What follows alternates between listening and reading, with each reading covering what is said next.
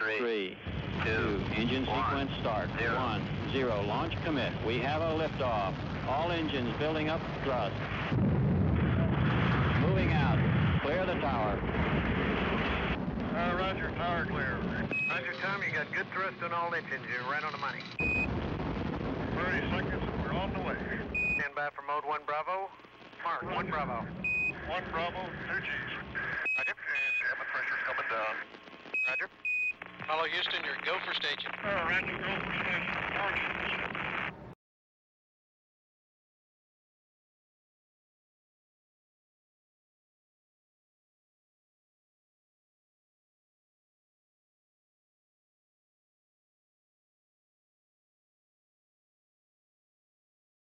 Both control centers, Moscow and Houston, have given a go for docking. Soyuz Apollo, track switch. I need you 5 by 5. Yeah. Apollo Houston, I got 2 messages for you. Moscow is go for docking. Houston is go for docking. It's up to you guys. Have fun. Alrighty, sounds good. Palomino, Mila, Alexei.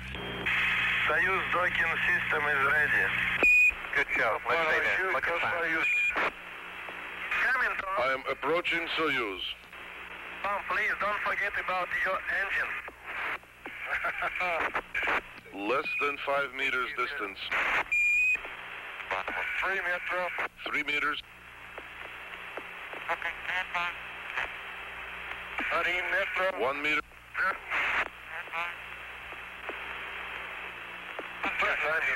Contact. Capture. Tell Professor Bushuyev it was a soft docking. Well done, Tom. It was a good show. They are looking forward now to shaking hands with you in both Soyuz. All right, auto show. Value Loop 3. Okay, the camera. Ha-ha! Strastic. Got it? Okay, it'll stay open. Go ahead. Go ahead, Tom. Alexei. Just a moment. Okay, turn on the camera. Hit the remote. Okay. Here. Camera. Glad to see you. Here. Alexei. Очень рад видеть вас. Очень рад. Это роща день. Советский Союз. Соединенных Штатов. New possibilities are opening up for fruitful development of scientific cooperation between countries and the peoples in the interests of peace and progress of all humanity. I wish you successful completion of the planned program and a safe return to Earth. Leonid Brezhnev. The astronauts are on the line, sir. Gentlemen. Let me call to express my very great admiration for your hard work, your total dedication in preparing for this first joint flight. It's taken us many years to open this door to useful cooperation in space between our two countries. And I'm confident that the day is not far off when space missions made possible by this first joint effort will be more or less commonplace. And may I say, in signing off, here's to a soft landing. Thank you very much. Thank you, Mr. President.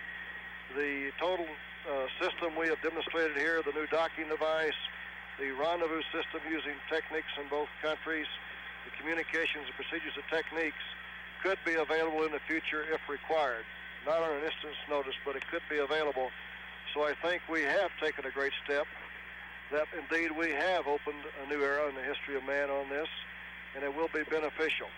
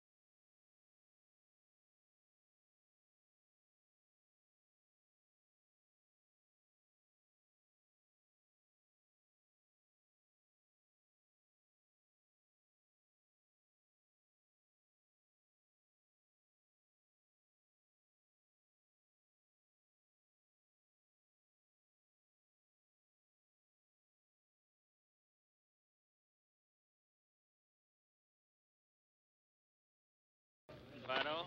Go. Guido. Go. Retro. Go flight. GNC. Go flight. Apollo Control, 99 hours, 29 minutes, phase elapsed time. Flight Director Frank Littleton Go. pulsing his flight controllers. ECOM reports everything looks fine. Go for the burn. Okay, Crip, everything's up. Great shape up here. The only thing we're concerned about is that you've got all your splashdown parties coordinated, over. Well, I've been working on that. Okay, sounds good.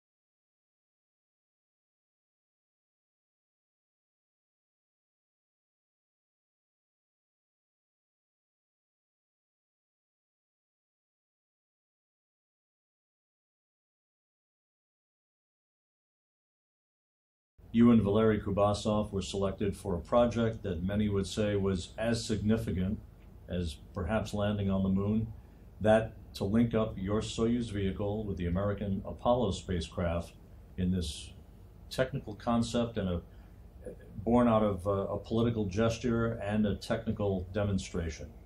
What did you think of this project, what its goals were, and what you thought the accomplishments would be when you and Valery were selected to represent Russia? I can only say that I'm very glad that the government, while addressing different countries, our government said that the crew performed flawlessly. Flawless. That's the actual word they used. And we should not forget about the specifics of that particular time. Cold War. The humankind was at the precipice, literally. But we were lucky to have had very smart people. Kissinger, Kosygin, Fletcher, who understood the situation that was going on the ground, and they managed to make certain steps to have fixed this situation, to grow some seed of trust that people managed to treat each other differently. I think this program turned out to be a lot more important for our countries, and particularly the political aspects, because 6 billion people were watching us, and they could realize that there is a way to live differently. There is a way to deal with each other in a different manner. Alexei, you and your crewmates felt at the time that you were about to do something very significant, I think, that would change U.S.-Russian relations, didn't you? That's exactly what it was. I strongly felt that I received a task which was really a task with huge magnitude.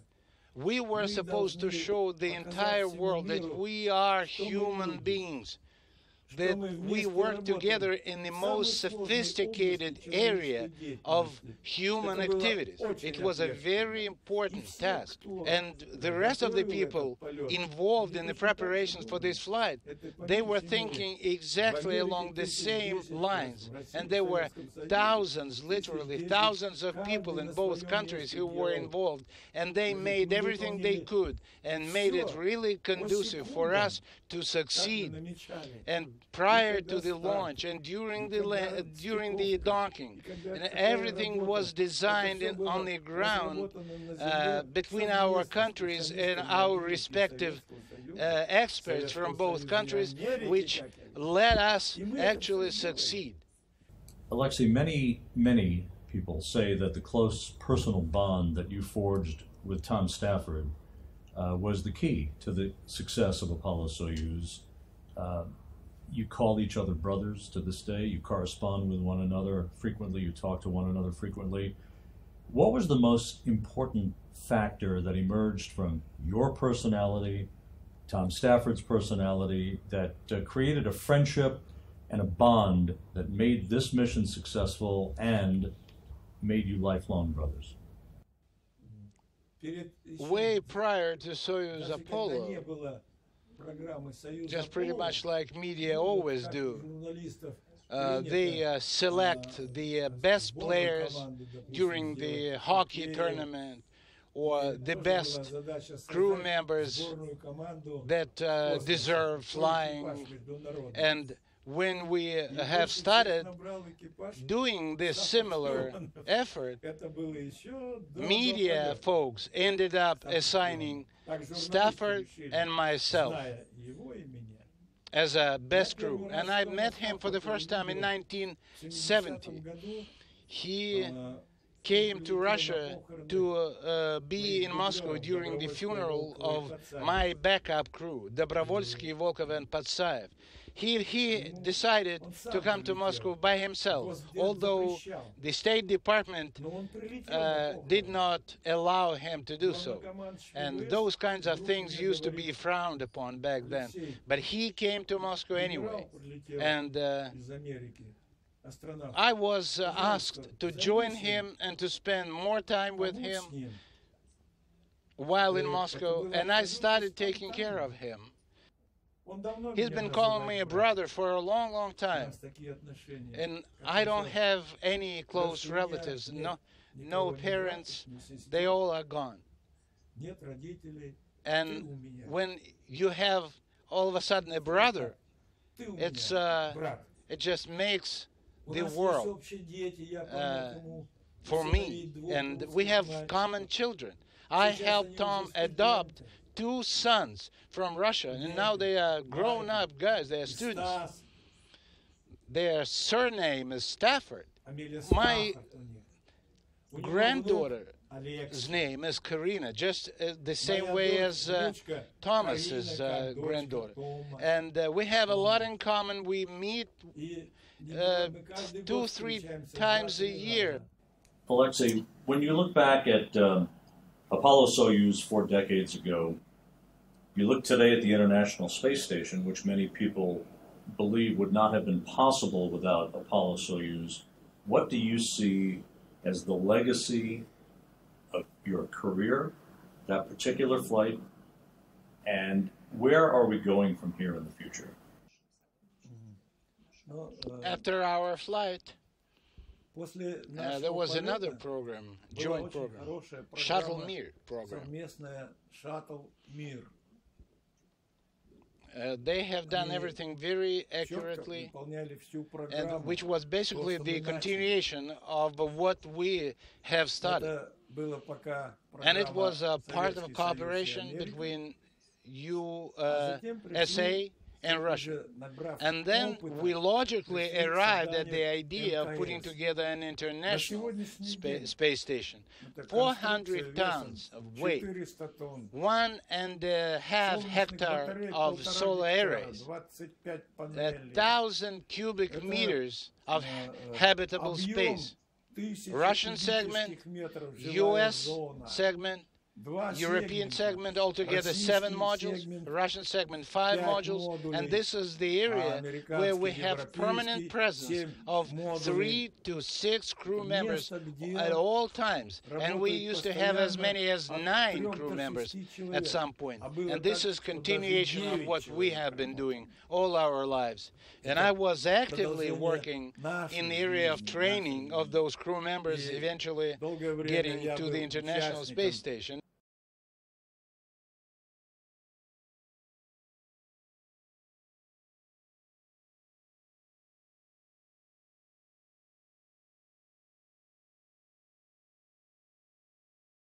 We're honored today to be joined by General Tom Stafford, a legendary figure in human spaceflight history, commander of Apollo-Soyuz, whose 40th anniversary is coming up here very shortly. What did you think about Apollo-Soyuz when it was first proposed, and what did you think the ultimate objective would be? I wasn't thinking so much how far way down the road it would lead. as I was, well, we can demonstrate to the world that two countries with different languages, different units of measurements, and certainly vastly different political systems could work together for a common goal. That this would be a good thing. It could demonstrate and help a lot of understanding in the world on what we're doing. Because of the close personal bond that you and Alexei Leonov forged, many say that that was the ultimate success to Apollo-Soyuz. What was the most important factor between the two of you that emerged, that bonded a friendship like no other we've ever seen in human spaceflight history? Knowing that this mission had to be a success and all that, and just our personalities, it worked out great. And today I consider Alexei like a brother to me. I was an only child, and so I call him Boy Brat. And to tell you how close the friendship has gotten, his granddaughter was named Karine, and that's named after my daughter. And when my oldest daughter had her last boy, her last son, she named him Alexei. You were the master of rendezvous. You had pulled off a number of rendezvous during Gemini and Apollo, of course. So from that aspect, I don't think you believed that that was going to be a big issue. What did you think was going to be the most intricate part of this mission from a technical standpoint? Well, from a technical standpoint, two things. One, they flew at an atmosphere of sea level pressure, 21% oxygen, 79% nitrogen, where we flew with 5 pounds per square inch total of pure oxygen. And then how we had to work this together. And so that's where the docking module came in good. We also used it as an airlock to go up and down. And we got them to lower their pressure down to, over a period of 2 days to a little over 10 pounds. And this doesn't hurt you, just regular atmospheric mixture. So that was one thing. The other one was on the docking mechanism. And the main thing was not the engage part, but the latching and the hold part. But it worked out beautiful. And of course, on the other side of the coin, never far away, was the whole importance of the political aspect of this. And I just can't even imagine how you and your crewmates dealt with the political pressure of making this a success. Well, what we said, we thought that this would be, just like a standard mission. And you think just like a test pilot. And so we made it a point, and so did the Soviet side. We kept politics completely out of it. We never discussed politics. It was just the mission. And we were going to make it a success. And then there's a moment of history, docking. So the two vehicles dock, you're joined together, first time in history. Did you feel at that point a sense of history at all? No. The main thing was to be sure we got the soft dock. And I greased it in, just right on. So there, and then we had to have the hard dock where to retract, and those latches pull in and snap. And we got to make sure everything was solid. And so the hatch is open. There's Alexei. And you both seemed to be a bit reluctant to move toward one another until you all coaxed each other to shake hands. What a moment. Was that one of the greatest moments of your spaceflight career at that point? I think so. I think so. I've had several great moments, doing the first rendezvous in space, first flying the lunar module, the first rendezvous around the moon. Gene Cernan's first spacewalk, getting him back in was a great moment, I'll tell you.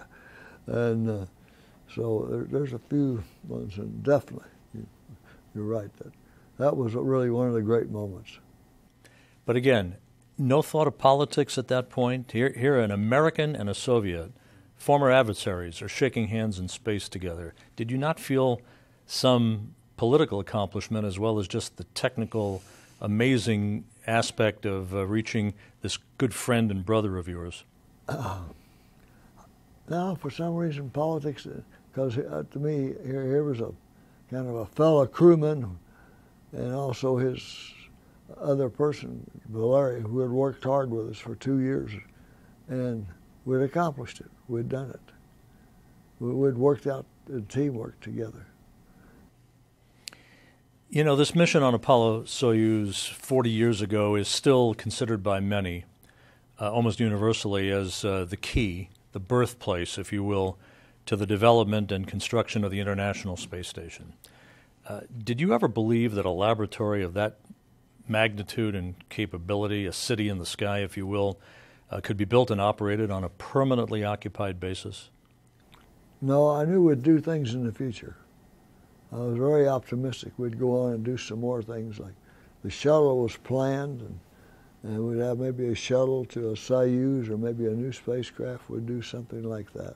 But to the magnitude that the space station is today, nearly 1 million pounds and 15 countries working together, no, I didn't think that. Because, you know, just the United States and the Russians, the Soviet Union was the only one that had the capability.